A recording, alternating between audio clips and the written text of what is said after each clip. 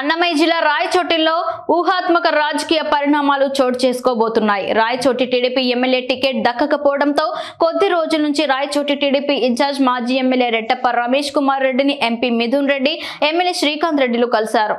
అనంతరం రమేష్ రెడ్డిని వైఎస్ఆర్సీపీ పార్టీకి ఆహ్వానించేందుకు మంతనాలు జరిపారు.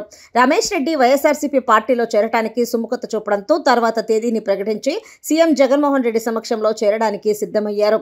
రమేష్ రెడ్డి వైఎస్ఆర్సీపీ పార్టీలో చేరితే శ్రీకాంత్ రెడ్డి గెలుపు తథ్యమని చెప్పుకోవచ్చు.